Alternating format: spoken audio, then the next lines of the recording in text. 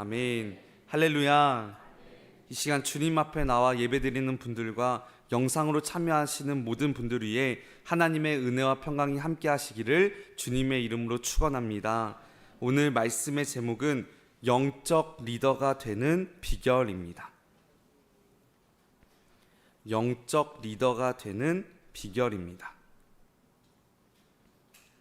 디모데전서 3장 1절에서 16절까지의 말씀은 크게 세 부분으로 나누어져 있습니다.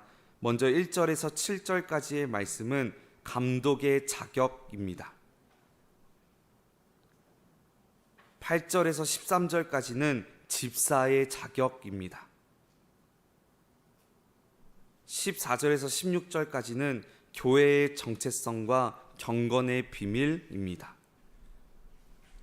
여러분, 우리는 디모데 전서라고 하는 목회 서신을 함께 살펴보고 있습니다. 목회 서신은 사도 바울이 목회자에게 보내는 편지로서 교회에 대한 내용이 많이 들어 있습니다. 교회에 문제가 있을 때 어떻게 해결해야 되는가, 교회를 지킬 수 있는 힘이 무엇인가 가르쳐주고 권면해주고 있는 것입니다. 특별히 디모데 전서는 에베소에서 목회하고 있는 신실한 동역자이자 영적인 아들인 디모데에게 보낸 편지입니다. 이 서신에서 바울은 1장 말씀을 통해 이단을 경계하고 복음의 진리를 지켜낼 것을 당부했으며 2장 말씀을 통해 교회를 지키는 힘이 어디서부터 나오는지 가르쳐주고 있습니다. 그리고 오늘 디모데전서 3장 말씀은 리더의 자격에 대해 말해주고 있습니다. 특별히 감독과 직사의 자격이 무엇인지 가르쳐주고 있습니다. 그러나 우리가 이 말씀을 감독과 집사에게만 해당되는 말씀으로 읽어서는 안 된다는 것입니다. 예수님을 믿는 모든 성도가 주의 깊게 새겨야 할 말씀이라는 것이죠. 왜냐하면 1절 말씀에 곧 사람이 감독의 직분을 얻으려 함은 선한 일을 사모하는 것이라. 여기서 감독은 목사와 장로들을 말하는데 이 말을 원어로 보면 목숨 걸다, 책임지다, 그러한 뜻이 포함되어 있습니다. 여러분, 당시 초대교회에는 박해를 심하게 받았습니다. 그러면 박해할 때 누구부터 잡아갈까요? 지도자입니다. 그래서 예수님의 제자들이 항상 먼저 잡혀갔던 것입니다. 그러니까 여기서 직분을 얻었다는 것은 목숨을 거는 일이라는 뜻입니다. 그래서 그 당시 직분을 받는다는 것은 높아지는 것이 아니라 낮아지는 것입니다. 누구보다 먼저 순교할 자리고 책임져야 되는 자리였습니다. 교회를 위해 진리를 지켜내기 위해 목숨을 걸어야 되는 자리라는 것입니다. 그래서 직분을 얻는다는 것은 선한 일을 사모하는 것이라. 여기서 선한 일은 하나님의 일입니다. 고난이 눈앞에 있을지라도 하나님의 일을 사모하며 세상과 타협하지 않는 사람들이 바로 직분을 얻고 지도자가 될 수 있는 것입니다. 사랑하는 여러분, 오늘 이 말씀을 우리를 향한 하나님의 말씀으로 받으시기를 간절히 바랍니다. 하나님께서 우리를 선한 일, 하나님의 일을 위해서 부르셨습니다. 세상이 교회를 흔들려고 할 때 목숨 걸고 교회를 지키고 복음을 지키고 진리를 지켜낼 수 있는 영적인 리더로 저와 여러분을 부르셨다는 것입니다. 그렇다면 우리가 하나님의 선한 일을 감당하기 위한 믿음의 자세는 무엇일까요? 우리가 영적인 리더가 되기 위한 믿음의 비결이 무엇일까요? 오늘 디모데전서 3장 말씀을 통해 영적인 교훈을 얻고 기도의 제목을 삼고자 합니다. 첫째로 그리스도의 마음을 품습니다. 그리스도의 마음을 품습니다. 바울은 감독이 되기 위한 조건으로 15개를 말해주고 있습니다. 책망할 것이 없으며 한 아내의 남편이 되며 절제하며 신중하며 단정하며 나그네를 대접하며 가르치기를 잘하며 술을 즐기지 아니하며 구타하지 않고 오직 관용하며 다투지 아니하며 돈을 사랑하지 아니하며 자기 집을 잘 다스리고 새로 입교하지 않고 교만하지 않고 외인에게도 좋은 평가를 얻어야 한다는 것입니다. 너무나도 많고 까다로운 것 같습니다. 이 기준에 설 수 있는 사람들이 많지 않겠죠.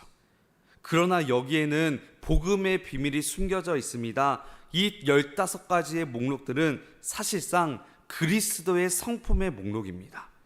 그래서 우리 자신을 바라보면 이렇게 살아갈 수 없습니다. 우리가 예수님의 마음을 품을 때 우리는 이러한 섬김의 삶을 살아낼 수 있다는 것입니다. 그렇다면 예수 그리스도의 마음은 어떠한 마음일까요? 바로 사랑의 마음입니다. 몇 가지만 살펴보면 2절 말씀에 나그네를 대접하라 말하고 있습니다. 이 말을 원어로 살펴보면 낯선 사람을 사랑하는 것을 뜻하고 있습니다. 어떠한 사람이든지 거부하지 않고 사랑의 마음으로 섬겨야 된다는 것입니다. 세상이 외면하고 있는 사람들을 따뜻한 마음으로 품으며 예수님의 사랑으로 섬겨야 된다는 것입니다. 또한 3절 말씀에 오직 관용하며, 여기서 관용이란 누군가 자신에게 잘못을 했을 때 앙심을 품고 복수하는 것이 아니라 반대로 온유한 마음으로 참고 덮어주는 것을 의미합니다. 이 관용의 자세야말로 원수까지도 사랑하시는 예수 그리스도의 마음입니다. 그 사랑의 마음을 우리가 품어야 된다는 것입니다. 그렇다면 우리가 어떻게 예수 그리스도의 마음을 품을 수 있을까요? 빌립보서 2장 5절 말씀입니다. 너희 안에 이 마음을 품으라 곧 그리스도 예수의 마음이니. 여기서 예수님의 마음을 품는다는 것은 예수님 마음에 꼭 들어맞는 마음이란 뜻입니다. 우리가 퍼즐을 맞출 때 모양과 크기가 일치해야 딱 들어맞잖아요. 마찬가지로 예수님의 마음과 나의 마음을 딱 일치시키는 것, 예수님의 마음의 모양과 크기가 나의 마음의 모양과 크기와 딱 맞는 것, 그것이 바로 예수 그리스도의 마음을 품는 것입니다. 그래서 예수님께서는 말씀하시죠. 누가복음 6장 36절 말씀입니다. 너희 아버지의 자비로우심 같이 너희도 자비로운 자가 되라. 하나님의 자비로우심 같이라는 말이 중요합니다. 우리는 우리의 힘으로, 우리의 생각으로, 마음으로는 사랑하며 살아갈 수 없습니다. 그러면 무엇을 해야 될까요? 예수님께서 우리를 얼마나 사랑하셨는지 기억하고 예수님 같이 살아가는 것입니다. 예수님께서 우리를 얼마나 사랑하셨나요? 예수님께서는 신이셨지만 인간의 모습으로 이 땅에 오셨습니다. 자기를 낮추시고 죽기까지 복종하셨습니다. 고통을 당하셨음에도 예수님은 악한 자들을 증오하지 않으시고 오히려 십자가에 죽어가면서까지도 아버지여 저들을 용서하여 주시옵소서, 사랑의 마음을 보여주셨습니다. 그 사랑을 받은 자는 사랑하며 살아갈 수밖에 없다는 것입니다. 사랑하는 여러분, 우리가 영적인 리더가 되기 위해서는 예수 그리스도의 마음을 품어야 합니다. 예수님 같이 사랑하며 살아가야 합니다. 그때 우리는 하나님의 선한 일을 감당할 수 있다는 것입니다. 그 사실 기억하시면서 예수 그리스도의 마음을 품고 사랑하며 살아가는 저와 여러분이 되시기를 주님의 이름으로 간절히 축원합니다. 둘째로, 올바른 믿음과 양심을 가집니다. 올바른 믿음과 양심을 가집니다. 바울은 그 다음 집사가 되기 위한 조건을 말해주고 있습니다. 집사는 말 그대로 섬기는 자입니다. 교회를 섬기며 주의해야 될 사항들을 말해주고 있는 것입니다. 여기서 핵심은 9절 말씀입니다. 깨끗한 양심에 믿음의 비밀을 가진 자라야 할지니. 깨끗한 양심을 가져야 되는 것입니다. 집사는 말씀을 가르치고 전하는 감독과는 달리 구제와 봉사 등 구체적인 교회 업무들을 담당하고 있었습니다. 그렇기에 깨끗한 양심이 중요한 것입니다. 왜냐하면 깨끗한 양심을 지닌 자가 집사의 조건처럼 더러운 이익을 탐하지 않고 한 입으로 두말하지 않고 술을 즐기는 등의 무질서한 사생활로 교회의 품위를 떨어뜨리는 행동 역시 하지 않을 것이기 때문입니다. 그 예시로 사도행전 6장 말씀을 보면 7 집사가 세워지는 장면을 볼 수 있습니다. 당시 초대교회는 성령과 지혜로 충만하고 선한 양심을 가진 자들로 집사를 선택합니다. 여기서 집사로 세움을 받은 스데반이나 빌립과 같은 사람들을 통해 교회의 문제가 해결되고 예수님을 믿는 사람들이 늘어나기 시작합니다. 그래서 사도행전 6장 7절 말씀을 보면 하나님의 말씀이 점점 왕성하여 예루살렘에 있는 제자의 수가 더 심히 많아지고 허다한 제사장의 무리도 이 도에 복종하니라. 깨끗한 양심과 믿음의 비밀을 가진 자들을 통해 놀라운 기적의 역사가 초대교회 가운데 나타나기 시작했다는 것입니다. 우리도 마찬가지입니다. 우리가 올바른 믿음과 양심을 가지고 선한 일을 행할 때 하나님께서 우리의 삶과 교회 가운데 복의 복을 더하여 주실 것입니다. 13절 말씀입니다. 집사의 직분을 잘한 자들은 아름다운 지위와 그리스도 예수 안에 있는 믿음의 큰 담력을 얻느니라. 두 가지 복을 받는다는 것입니다. 먼저 아름다운 지위를 얻을 것입니다. 교회 공동체로부터 좋은 칭찬과 선한 평가를 받는다는 것입니다. 또한 믿음의 담력을 얻을 것입니다. 이 말은 예수님을 믿기 때문에 생기는 담대함입니다. 어떠한 상황 가운데서도 흔들리지 않는 담대함을 저와 여러분 가운데 허락하여 주실 것입니다. 그 사실 기억하시면서 올바른 믿음과 양심을 가지고 영적인 리더의 역할을 감당하며 하나님께서 주시는 복을 누리며 살아가는 저와 여러분이 되시기를 주님의 이름으로 간절히 축원합니다. 끝으로 믿음으로 교회를 세워갑니다. 믿음으로 교회를 세워갑니다. 15절 말씀입니다. 만일 내가 지체하면 너로 하여금 하나님의 집에서 어떻게 행하여야 할지를 알게 하려 함이니 이 집은 살아계신 하나님의 교회요 진리의 기둥과 터니라. 여기서 사도 바울은 교회의 본질에 대해서 말해주고 있습니다. 먼저 교회는 하나님의 집입니다. 여기서 집이라는 말은 가족이라는 뜻입니다.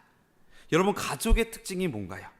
기쁠 때 함께 기뻐하고 슬플 때 함께 슬퍼합니다. 실수에도 용서하며 하나된 마음으로 서로 사랑합니다. 교회가 바로 이러한 가족이 되어야 한다는 것입니다. 또한 교회는 살아계신 하나님의 교회입니다. 여러분, 디모데가 목회했던 에베소에는 장대하고 화려한 아데미 신전이 있었습니다. 그 신전이 아무리 크고 화려해 보일지라도 그곳의 신은 죽은 신이며 그러니 두려워하지 말고 살아계신 하나님의 능력을 믿으라는 것입니다. 하나님께서는 살아계시기에 교회는 절대로 무너지지 않는다는 것입니다. 또한 교회는 진리의 기둥과 터입니다. 진리가 누구인가요? 예수 그리스도입니다. 예수님이 왜 진리인가요? 예수님께만 구원이 있고 생명이 있고 자유함이 있기 때문입니다. 따라서 교회는 진리 되신 예수 그리스도를 높이 받드는 기둥이 되어야 합니다. 진리 되신 예수 그리스도를 견고케 하는 터, 반석이 되어야 한다는 것이죠. 바울은 지금 디모데에게 교회의 본질을 설명하며 살아계신 하나님과 예수 그리스도를 드러내는 삶을 살 것을 권면하고 있는 것입니다. 진리가 되시는 예수 그리스도를 누구나 어디서나 아무 때나 볼 수 있도록 교회가 먼저 복음에 합당한 삶을 살아야 된다는 것입니다. 그래서 사도 바울은 16절 말씀을 통해 고백합니다. 크도다 경건의 비밀이요. 여기서 경건의 비밀은 예수 그리스도의 비밀을 의미합니다. 여러분, 사도행전 19장 말씀을 보면 에베소 사람들이 모여 2시간 동안이나 크도다 아데미 사람의 에베소 사람의 아데미요 외치는 사건이 등장하고 있습니다. 사도 바울은 에베소 사람들의 헛된 외침을 기억하며 오직 예수님만이 진리이며 교회만이 소망이라는 사실을 믿음으로 선포하고 있다는 것입니다. 사랑하는 여러분, 세상 사람들은 교회를 향해 비난하지만 교회만이 살아계신 하나님과 진리 되시는 예수 그리스도를 보여주는 유일한 소망이 됩니다. 이를 증거하기 위해 하나님께서 여러분 한 사람 한 사람을 영적인 리더로 세우셨습니다. 그 사실 기억하시면서 우리가 먼저 예수 그리스도의 마음을 품고 올바른 믿음과 양심을 가지며 믿음으로 교회를 세워나가는, 그래서 하나님의 선한 일을 위해 크게 쓰임받는 저와 여러분이 되시기를 주님의 이름으로 간절히 축원합니다. 기도하시겠습니다. 사랑과 은혜가 많으신 하나님 아버지, 이 새벽 주님 앞에 나와 예배하게 하여 주시고 하나님의 선한 일을 위해 쓰임받을 수 있도록 인도하여 주심에 참으로 감사드립니다. 이 시간 우리의 마음 가운데 예수 그리스도의 마음을 허락하여 주셔서 사랑의 마음으로 교회를 섬기며 영적 리더의 역할을 잘 감당하며 살아갈 수 있도록 인도하여 주시옵소서. 사람들은 교회가 어렵다고 말하지만 교회만이 진짜 소망이요 능력이 있는 줄 믿습니다. 이 시간 살아계신 하나님과 진리 되시는 예수님만을 붙잡을 수 있도록 인도하여 주시옵시고, 그래서 믿음으로 교회를 세워나가는 광림의 권속들 되게 하여 주시옵소서. 이 시간 귀한 마음으로 하나님 앞에 예물을 올려드린 손길이 있습니다. 주님께서 기뻐 받아 주시옵시고 드린 손길마다 하늘의 신령한 복과 땅의 기름진 복을 누리는 삶이 될 수 있도록 인도하여 주시옵소서. 우리 주 예수 그리스도의 이름으로 기도하옵나이다. 아멘.